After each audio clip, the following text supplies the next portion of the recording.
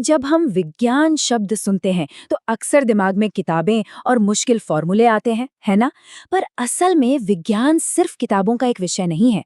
ये तो दुनिया को एक अलग ही नजर से देखने और उस पर सवाल उठाने का एक तरीका है। हमारे चारों ओर जो रहस्य हैं, उन्हें समझने की एक बहुत ही रोमांचक यात्रा। और पता है, ये यात्रा शुरू कहाँ से होती है? अक्सर हमारे आसपास की सबसे साधारण चीजों से। जैसे कि जरा इस पूरी को देखिए, जो गरम तेल की कढ़ाई में तैर रही है। कितनी आम सी बात लगती है ना? कभी सोचा है कि ये ऐसे गुब्बारे की तरह फूल कैसे जाती हैं? और जब ये फूलती हैं तो इसकी एक परत दूसरी से पतली क्यों रह जाती है? सवाल बहुत सीधा साधा लगता है, राइट? लेकिन यकीन मानिए, ऐसे ही छोटे सवालों में बड़ी बड़ी खोजें छिपी होती हैं। और बस यहीं से असली रोमांच शुरू हो जाता है। देखिए, हर महान वैज्ञानिक खोज के दिल में ना एक सवाल होता है, एक जिज्ञासा। दुनिया को समझने के लिए यह हमारी पहली सीढ़ी है। और सबसे मजेदार बात क्या है? ये सवाल किसी भी तरह के हो सकते हैं। एक तरफ हमारी रसोई में फूलती हुई पूरी का सवाल है, तो दूसरी तरफ ये सवाल कि इस धरती पर रेत के कण ज्यादा हैं या हमारी आकाशगंगा में तारे। या फिर ये सोचना कि प्रकृति ने इतने तरह तरह के पेड़ पौधे और जानवर क्यों बनाए हैं। ये सब के सब वैज्ञानिक जिज्ञासा की ही तो चिंगारी हैं। लेकिन सिर्फ सवाल पूछ लेना ही तो काफी नहीं है, है ना? असली सफर तो तब शुरू होता है जब हम अरे वाह ऐसा क्यों होता है से आगे बढ़कर ये सोचते हैं कि अच्छा, इसका पता कैसे लगाया जाए। बस यही है वैज्ञानिक प्रक्रिया का असली सार, एक अन्वेषक बनना। तो एक बात गांठ बांध लेनी चाहिए। विज्ञान का मतलब सिर्फ ढेर सारी जानकारी इकट्ठा करना नहीं है। नहीं, ये तो खोज का एक तरीका है, एक मेथड है। मतलब नए फैक्ट्स को रटना नहीं, बल्कि ये सीखना है कि उन फैक्ट्स को खोजा कैसे जाता है। तो फिर इस वैज्ञानिक अन्वेषण का मतलब क्या हुआ? बहुत सिंपल है। इसका मतलब है कि हम सही सवाल पूछें, चीजों को बहुत ध्यान से देखें और फिर छोटे छोटे प्रयोग करके जवाब ढूंढने की कोशिश करें। ये दुनिया को समझने का एक सिस्टमैटिक तरीका है। एक बढ़िया वैज्ञानिक सोच के लिए ना, दो चीजों के बीच बैलेंस होना बहुत जरूरी है। और इसे समझने के लिए एक बड़ा ही खूबसूरत मेटाफर है, जड़ें और पतंग। जरा कल्पना कीजिए, एक तरफ है मजबूत जड़ें जो जमीन में गहराई तक धंसी हुई हैं, और दूसरी तरफ है एक पतंग जो आसमान में बिल्कुल आजाद उड़ रही है। ये जो तस्वीर है ना, ये वैज्ञानिक सोच के दो सबसे जरूरी हिस्सों का एक बहुत पावरफुल सिंबल है। तो देखिए, जड़ें क्या हैं? जड़ें हमें जमीन से जोड़कर रखती हैं। ये सिंबल है हमारे ज्ञान का, उन ऑब्जर्वेशंस का जो हम बहुत ध्यान से करते हैं।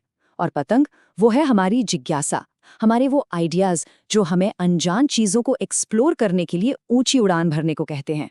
विज्ञान में असली कामयाबी तभी मिलती है जब इन ठोस ऑब्जर्वेशंस और क्रिएटिव सोच की आजादी के बीच एक सही बैलेंस बन पाता है।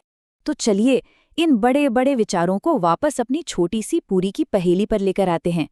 क्या हम इस रोजमर्रा की पहेली को एक साइंटिस्ट की तरह सॉल्व कर सकते हैं? बिल्कुल, चलिए कोशिश करते हैं। और सबसे बढ़िया बात पता है क्या है? इसके लिए किसी फैंसी लेबोरेटरी की जरूरत नहीं है। हमारी अपनी रसोई ही शुरू करने के लिए एकदम परफेक्ट जगह है। बस थोड़ी सी क्यूरियोसिटी और ध्यान से देखने वाली नजर चाहिए। तो इसे इन्वेस्टिगेट कैसे करेंगे? स्टेप 1, एक फोकस सवाल पूछें, जैसे वो क्या चीजें हैं जो पूरी के फूलने के तरीके को बदलती हैं। स्टेप 2, उन चीजों को पहचानें जिन्हें बदला जा सकता है, जैसे आटा, लोई की मोटाई या तेल का टेम्परेचर।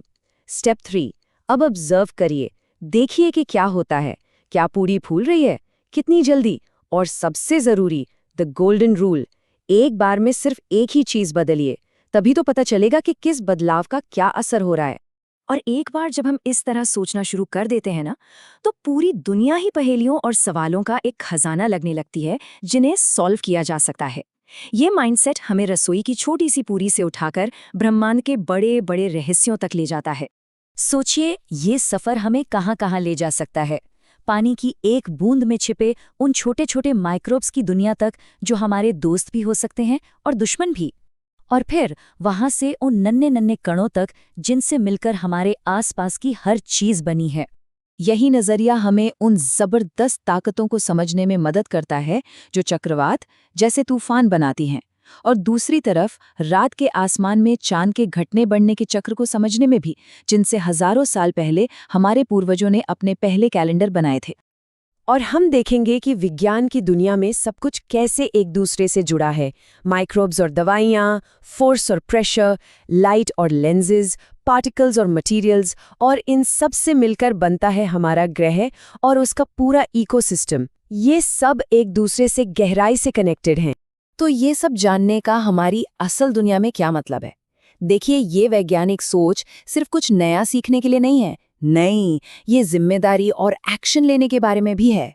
हमारे प्लैनेट पर जो लाइफ है ना, वो एक बहुत ही नाजुक बैलेंस पर टिकी है। हर जीव, छोटे से कीड़े से लेकर बड़े बड़े पेड़ों तक, सब हवा, पानी और एक दूसरे पर डिपेंड करते हैं।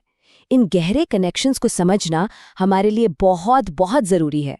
इंसानी गतिविधियों की वजह से ये बैलेंस बिगड़ रहा है, हमारे प्लैनेट का क्लाइमेट बदल रहा है। लेकिन, और ये सबसे ज़रूरी बात है, हम इंसान ही हैं जो विज्ञान का इस्तेमाल करके इन बदलावों को समझ सकते हैं और अपने एक्शंस को सही दिशा दे सकते हैं।